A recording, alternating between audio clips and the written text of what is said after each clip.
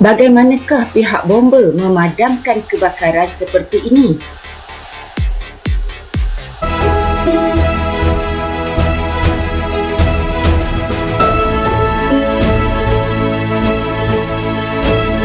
Hai, Assalamualaikum dan selamat sejahtera. Dalam video kali ini, kita akan belajar Sains Tingkatan 1 KSSM Bab 7 Udara dan fokuskan kepada 7.2 Pembakaran. Apakah yang dimaksudkan dengan pembakaran? Pembakaran bermaksud tindak balas yang berlaku apabila suatu bahan dipanaskan dengan kehadiran oksigen dan membebaskan tenaga haba dan tenaga cahaya. Okey, apabila pembakaran berlaku, tenaga haba dan cahaya dibebaskan. Sekarang kita akan lihat apakah syarat-syarat pembakaran berlaku. Syarat yang pertama ialah B, iaitu bahan api, O iaitu oksigen dan H ialah haba. Biasanya pelajar akan cakap apa? Beres boh, kan? Yang ini pelajar ingat api boh. Okey. B bahan api, O oksigen dan H haba. Okey, pada segitiga ini, okey, jelas kat sini pelajar boleh lihat lagi sekali bahan api, oksigen dan haba adalah syarat untuk pembakaran berlaku. Mesti ada ketiga-tiga ini baru boleh pembakaran berlaku. Dan pembakaran boleh dielakkan jika kita menyingkirkan salah satu daripada syarat pembakaran ini. Jadi ingat lagi sekali, pembakaran memerlukan 3 syarat, iaitu bahan api, oksigen dan haba. Sekarang kita akan lihat aktiviti 7.3. Tujuan aktiviti ini membuktikan bahawa bahan api, oksigen dan haba diperlukan untuk pembakaran berlaku. Jadi, untuk aktiviti A, kita akan menentukan bahan api diperlukan untuk pembakaran. Bahan dan radas yang diperlukan ialah penunu Bunsen, penyepit besi, pemetik api, rod kaca, kayu, lilin dan batu. Okey, mula-mula sekali nyalakan api penunu Bunsen. Kemudian letakkan rod pada nyalaan api penunu Bunsen dengan menggunakan penyepit. Perhatikan sama ada rod kaca terbakar atau tidak. Rekodkan pemerhatian di dalam jadual dan ulang langkah 2 hingga 4 dengan menggunakan kayu, lilin dan batu. Jadi bahan-bahan tadi kita panaskan, okey, dengan nyalaan api. Yang mana satu akan terbakar. Kita lihat pemerhatian aktiviti ini. Rod kaca dan batu tidak terbakar, manakala kayu dan lilin terbakar. Jadi kesimpulannya ialah ini membuktikan bahawa bahan api diperlukan untuk pembakaran.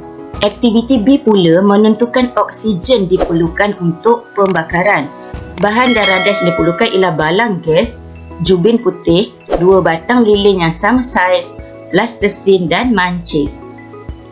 2 batang lilin yang sama saiz dilekatkan pada jubin putih dengan menggunakan plastesin. Okey, kemudian nyalakan lilin X dan lilin Y. Seterusnya terlangkupkan balang gas di atas lilin X. Perhatikan lilin yang padam terlebih dahulu. Pemerhatiannya ialah lilin X padam terlebih dahulu kerana apabila oksigen di dalam balang gas ini telah habis digunakan, lilin terpadam. Lilin Y pula lambat padam atau menyala dengan lebih lama kerana banyak oksigen di tempat yang terbuka. Jadi kesimpulannya ialah ini membuktikan bahawa oksigen diperlukan untuk pembakaran. Aktiviti yang ketiga ialah menentukan bahawa haba diperlukan untuk pembakaran. Bahan dan radas iaitu mancis. Yang kedua, mancis yang telah disimpan di bahagian penyejuk beku peti sejuk iaitu freezer. Ketiga, kotak mancis. Okey, apa yang pelajar kena buat ialah labelkan P pada mancis yang telah disimpan dalam bahagian penyejuk beku peti sejuk dan sebatang mancis lain sebagai Q. Okey, Q kita tak simpan di dalam freezer.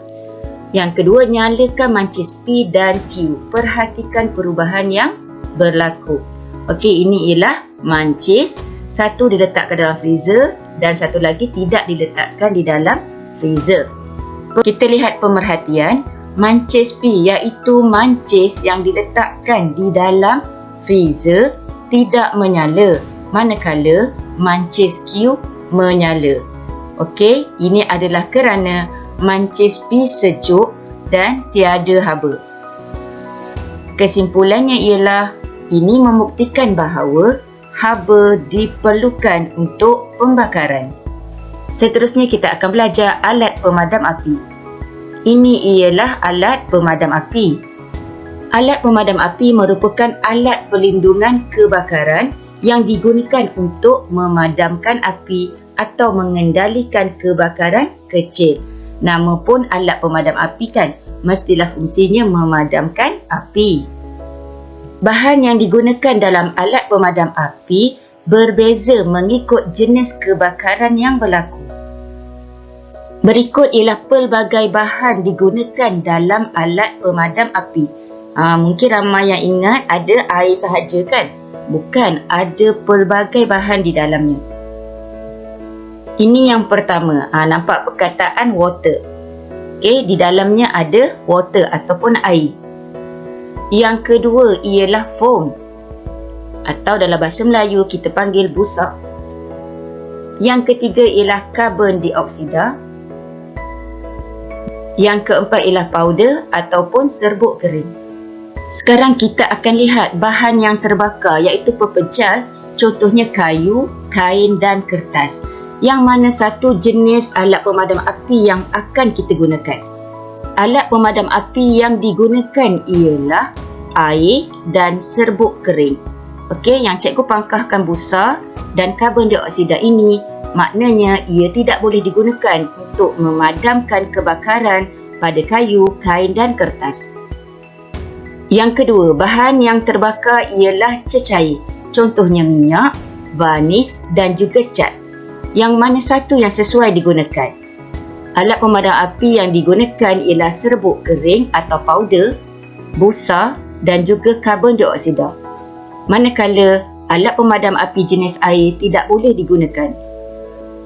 Seterusnya, bahan yang terbakar ialah gas. Contohnya propana, asetilena dan metana. Alat pemadam api yang digunakan ialah powder atau serbuk kering, foam atau busa dan karbon dioksida. Pemadam api jenis air tidak boleh digunakan. Yang terakhir ialah bahan yang terbakar dari jenis logam. Contohnya kalium, natrium, magnesium dan kalsium. Pelajar boleh lihat yang dipangkah di sini ialah air, busa dan juga karbon dioksida. Jadi yang boleh digunakan ialah dalam bentuk powder atau serbuk kering, tetapi ada lagi satu yang boleh kita gunakan, iaitu apakah ini? Pasir kering. Okey, jadi kebakaran pada logam kita boleh padamkan menggunakan pasir kering dan serbuk kering. Jadual 7.1 ini menunjukkan jenis kebakaran dan alat pemadam api yang sesuai digunakan yang telah cikgu terangkan tadi. Yang ini pelajar boleh rujuk juga di dalam buku teks. Sebagaimana yang telah cikgu terangkan tadi, pembakaran memerlukan oksigen, haba dan bahan api. Oleh itu, prinsip pemadaman api adalah dengan menghapuskan salah satu faktor penyebab kebakaran ini. Prinsip tersebut boleh dilakukan dengan teknik-teknik yang berikut. Sekarang, cikgu terangkan teknik menghapuskan faktor penyebab kebakaran. Teknik yang pertama ialah menyelimuti. Maksudnya, memutuskan hubungan bahan bakar dengan oksigen atau udara.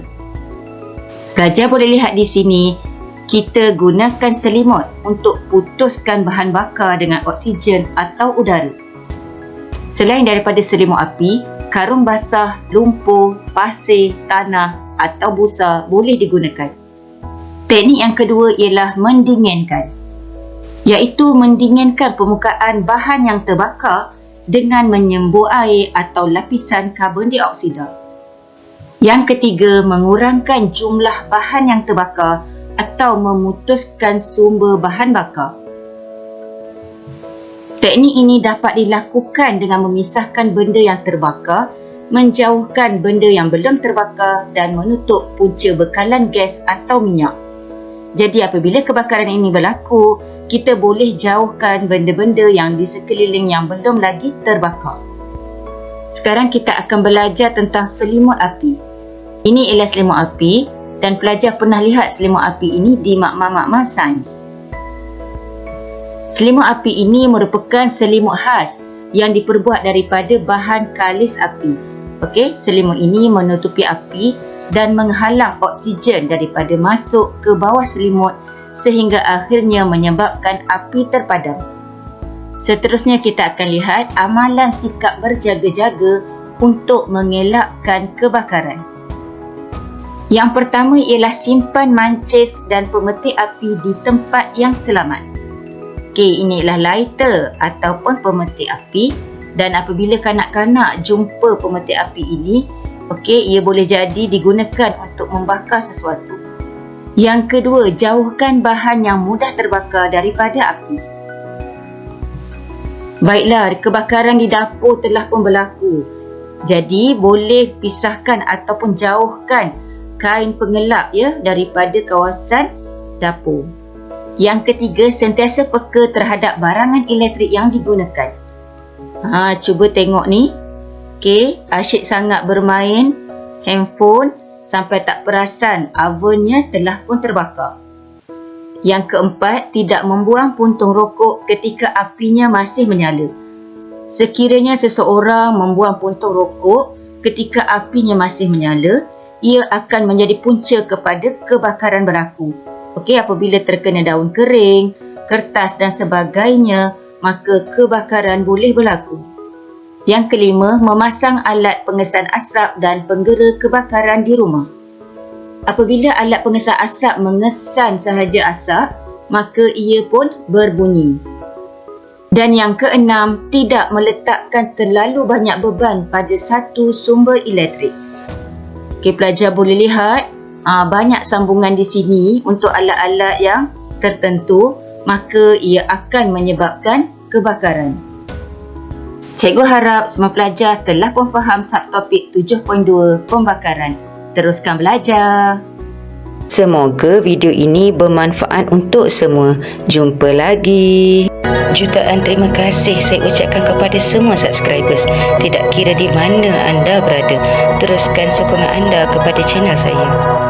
Jangan lupa like, komen, subscribe dan aktifkan notifikasi loceng agar anda tidak terlepas video terbaru daripada saya. Terima kasih kerana menonton video ini. Terima kasih.